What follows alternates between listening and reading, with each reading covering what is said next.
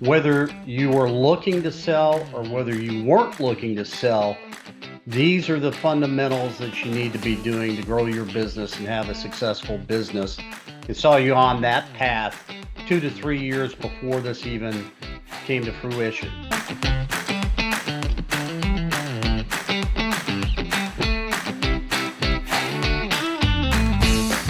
Welcome to the show. Ken and Carr with you. Today, it's a special episode of Business Owner Tales from the Trenches.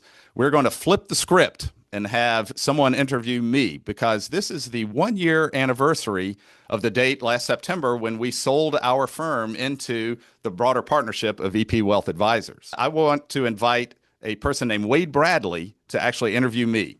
And if you know Wade, Wade is one of the top Vistage chairs in the United States, and he's the Vistage chair for my own peer group. And he was one of the key advisors for me in this process. And Wade Bradley himself is perfectly suited to be a chair there. He's a former CEO. He's a former board member. He has great expertise in turnarounds, sales, brand development, team building. So excited to have Wade be able to interview me and draw out those lessons that are important. We want you to learn from my own experience in this episode. And this episode is designed to help you navigate your own sales process when it occurs, but be planning well in advance and garner terms that are win-win for you and the buyer, much like I feel like we were able to secure here for my team and myself. If you want to learn more about my journey, you can check out cannon-carr.com. And I've actually written a 3 or 4 page summary of the experience we had there.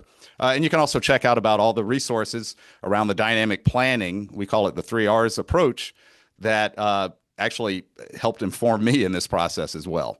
So it's live tested and it's a great resource. So sit back and enjoy this episode where Wade Bradley is our host. So Cannon, happy anniversary. It's all right, been Wade. 1 year. Yeah, 1 year, and thank you for being host of the program. Have you ever been host of a talk show or podcast before, or is it something you've always wanted to do? This is something I've always wanted to do and thrilled you asked me to do it, Cannon. Yes. Yeah. Yes. Awesome. Well, you've been a great advisor to me literally through the years, and including this transaction. So no better person than you to host the show and flip the script. Well, good. As you started on this, were you looking to sell? So no, we weren't looking to sell, but here we are at the year anniversary, and I can honestly say, what we were hoping to get out of the transaction has been what we wanted.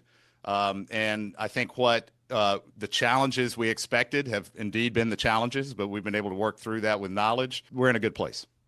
What went as expected in this process?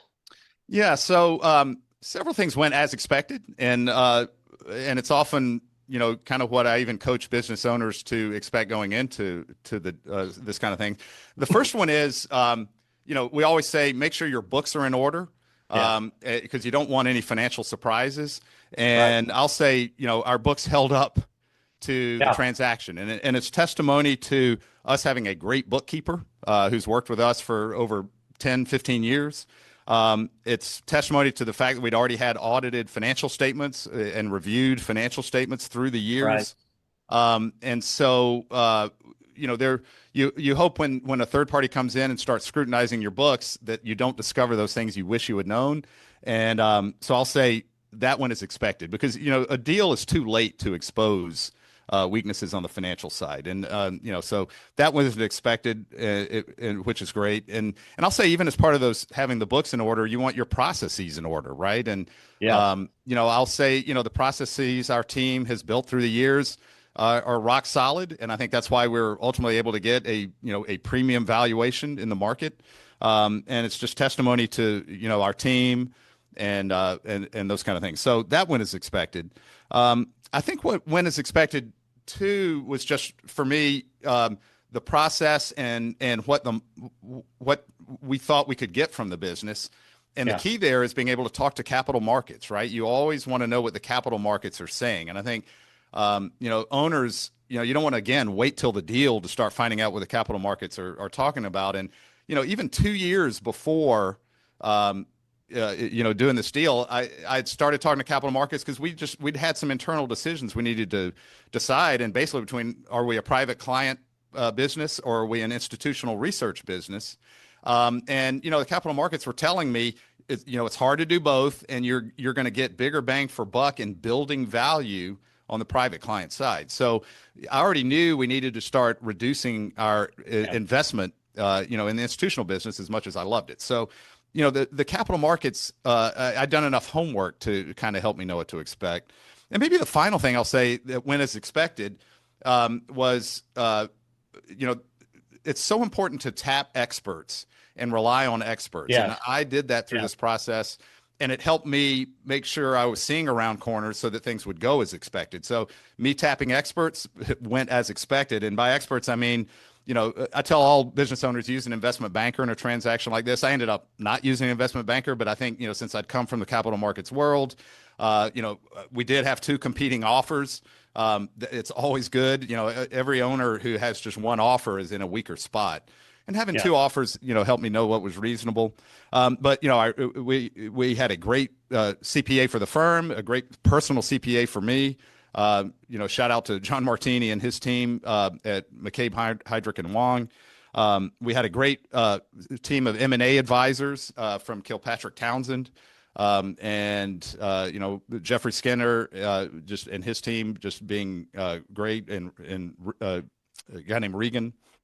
So those were helpful. But Wade, I'll even say, as part of my team of advisors, you were just so key to me and our Vistage group, and we can talk a little bit about that later. But also the EOS system. Catherine Cates, shout out to Catherine. She, years before doing this transaction, we were already whipping ourselves in shape to have those repeatable processes. So all that, I'll highlight those things to say, those made the deal go largely as expected, and helped me avoid some surprises. Cannon, you were really doing the foundational work 2 to 3 years in advance. And a lot of times, business owners in this situation, whether you were looking to sell or whether you weren't looking to sell, these are the fundamentals that you need to be doing to grow your business and have a successful business. I saw you on that path 2 to 3 years before this even came to fruition. So that's great. Now, question is, what surprised you? You've done a lot of preparation. You've seen people go through this. You kind of know this, very, very well. What even surprised you after you knew all this? I love it, because there are always surprises, right? No matter how much you prep, you're going to be hit by something that's a total surprise. And of course, our journey had those things. So maybe I'll point out 3 things real quick, and we can take this where it might get interesting. So the first one I was surprised about, even though I'd heard it and I knew it would happen, is the emotional toll and personal investment you make in the process. It's huge. It's physically demanding. It's mentally demanding. I remember at one point late in the deal, I was curled up on a ball at 3 a.m. on the floor in the bedroom. My wife's like, "Are you okay?" And I'm like, there's so many things now that need to come together that are kind of beyond my control, and it may not happen. And we've already made this big commitment, right? So, there's those moments, and the complexities of the deal uncover something. So maintaining that focus on those elements that get the deal done while you're running the business, is just it really is a big emotional. What they say sometimes, business is a contact sport. And people don't realize that the emotional, physical energy that it takes when you start this process. Yes, totally.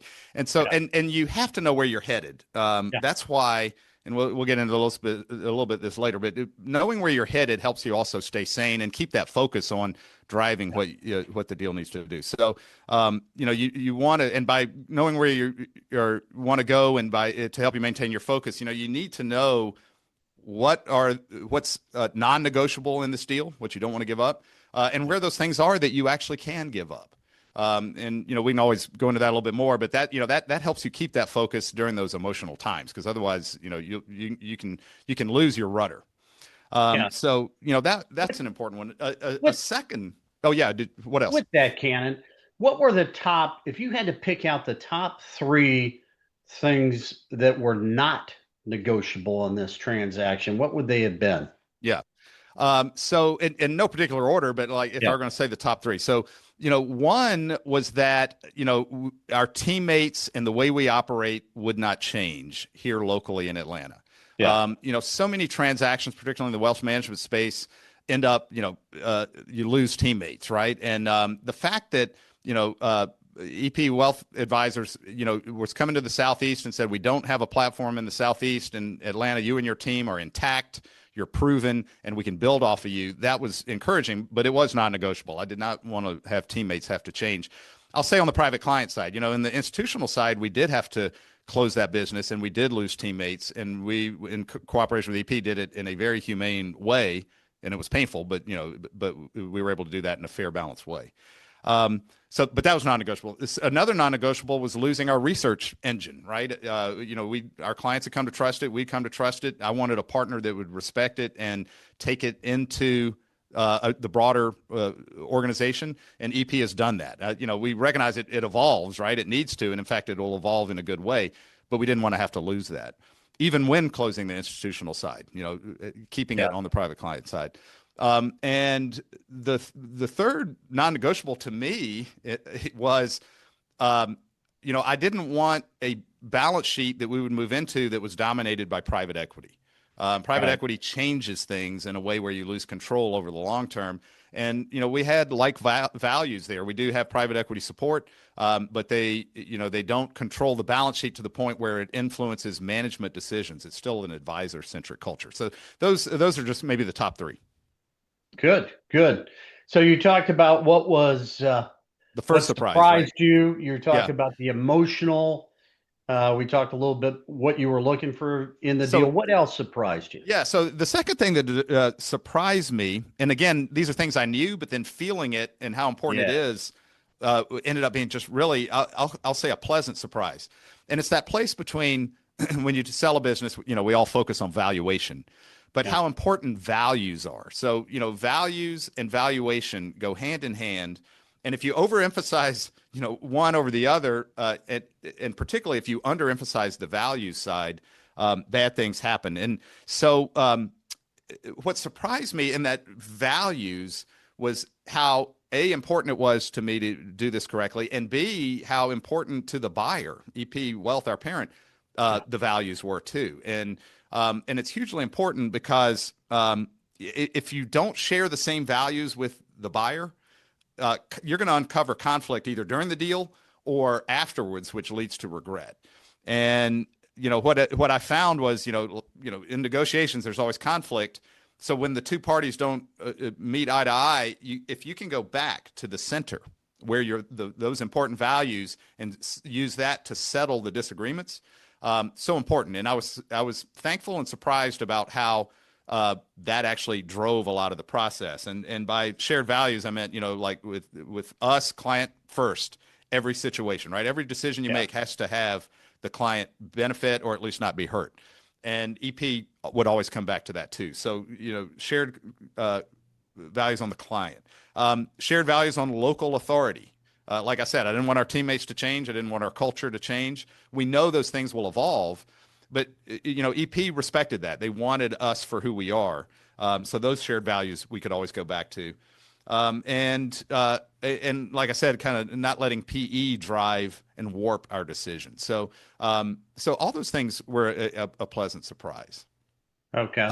There's a third one too. I thought I'd share. There was that was an unexpected thing that, but was also a pleasant surprise. Not a pleasant surprise, but I'll say unexpected.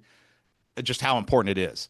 So we talked about how it's important to rely on advisors, have a team of advisors, but at the same time, you as the decision maker and you and the investors who own the company, you can't outsource the decision to advisors. At the end of the day, you have to own it.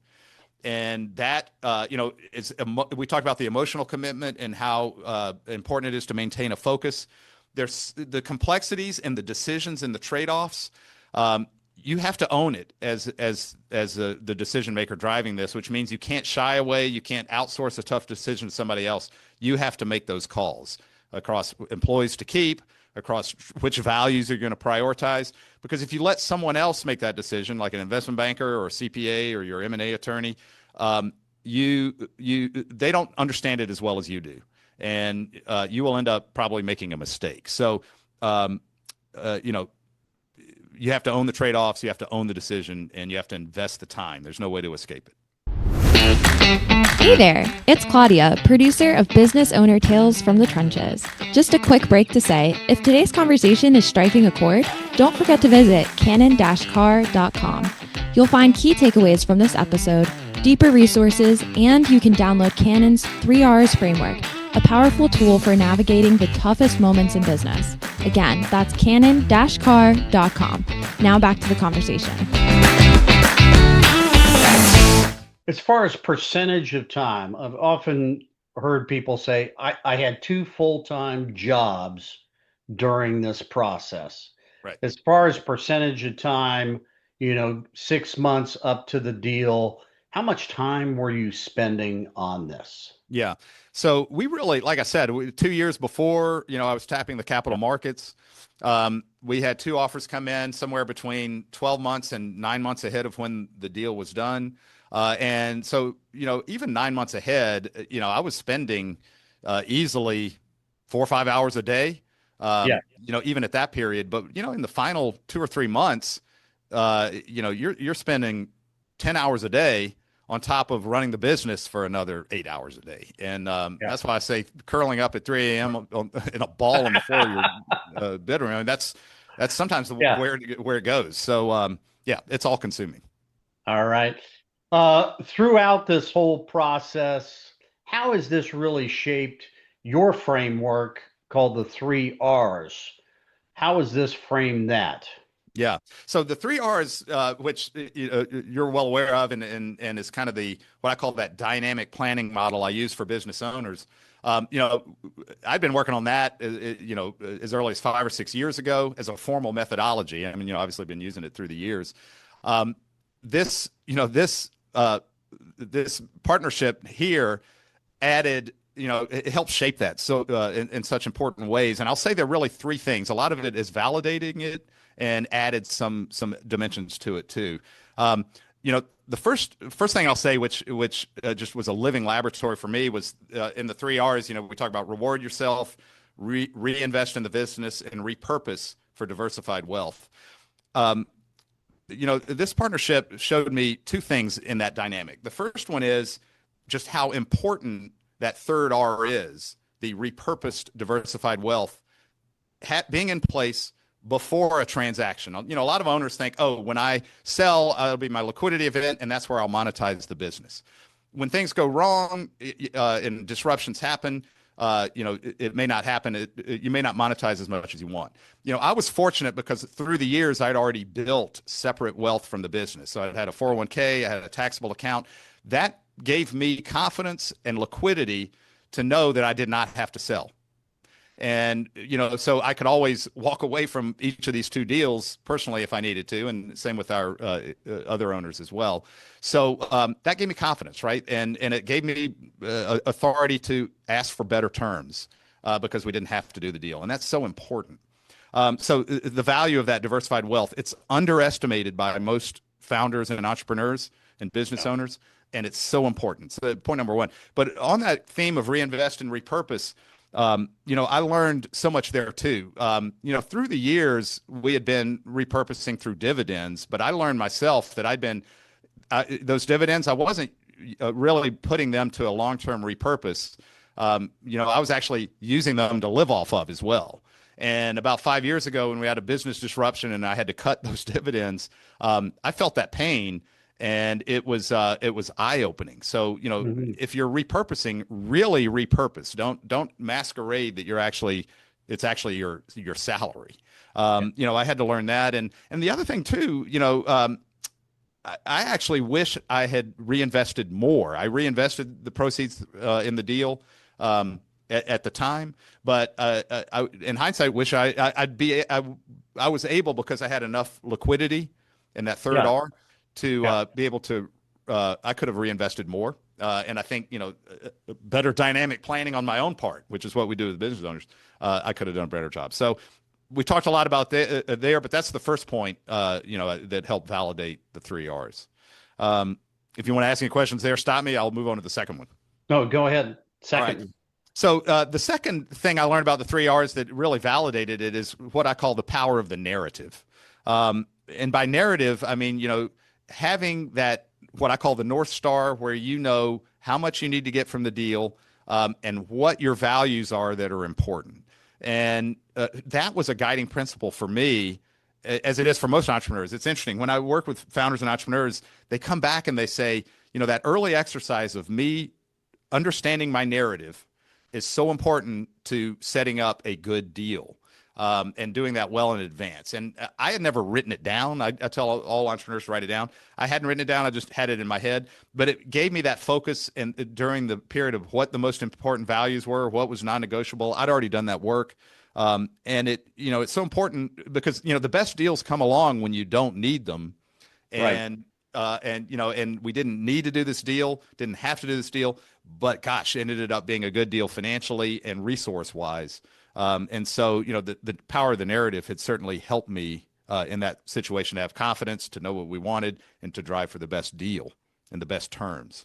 And then the third thing that just this deal highlighted to me was just how important it is that you have a business that is sustainable beyond you or the founder.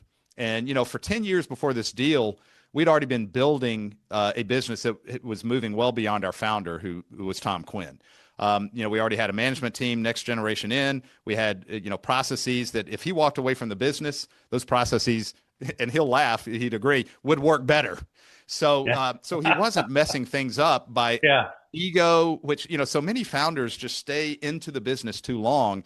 And when it comes time to sell, all the value's tied to them and not to the business, and you can't sell, or you don't get a great value for it. So the importance of well in advance building those processes that are sustainable and scalable beyond a founding group is vital. And, that's what was highlighted to me in this as well. Good. Do you have any final advice for business owners as you work with them?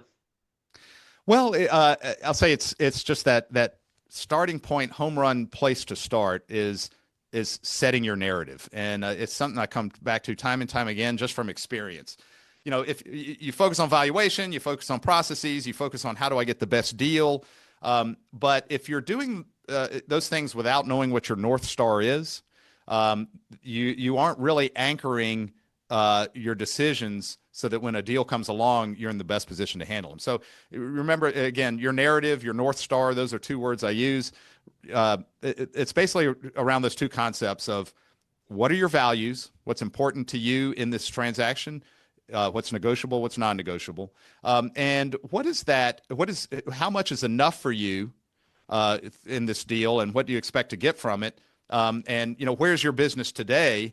And there's a gap. And so you've got to build your business to ultimately match how much is enough and how much you'll get from the deal, so that when you walk into a deal, you've already built your business to that point, and you haven't, you're proven you're ready. So your narrative covers, your values, but also how much is enough and what the gap is, so that over time you're building to it. That is the most important thing a business owner can do in preparing for a deal. And it requires so much in advance. They're doing a lot of that work in advance.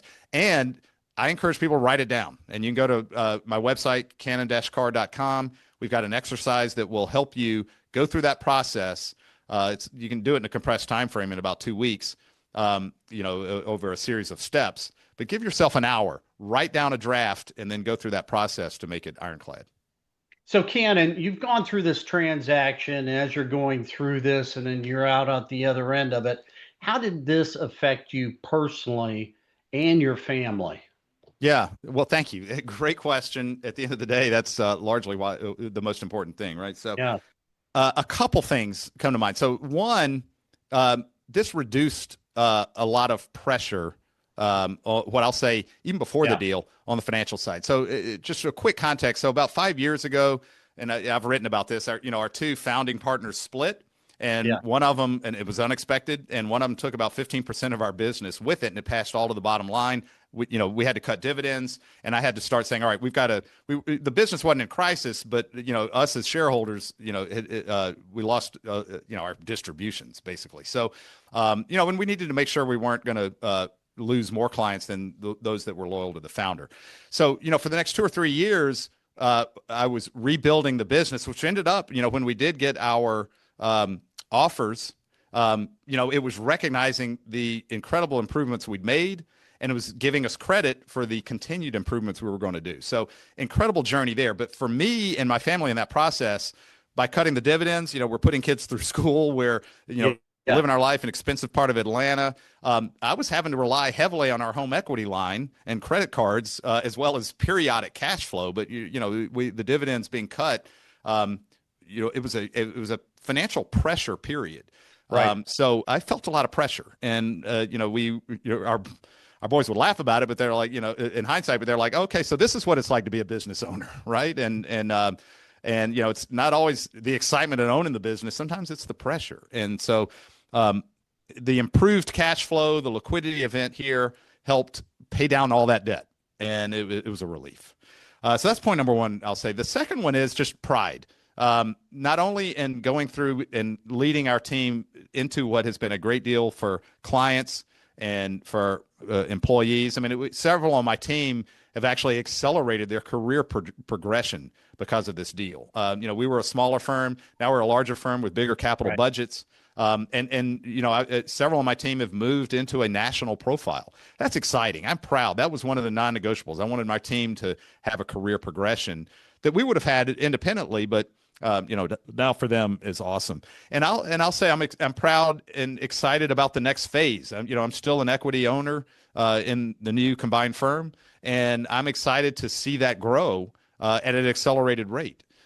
So building value there and being able to go into the marketplace and take this message of the 3 R's to business owners for me personally. I'm excited about the expanded resources I have to solve problems there. So I'll say relief and pride and excitement.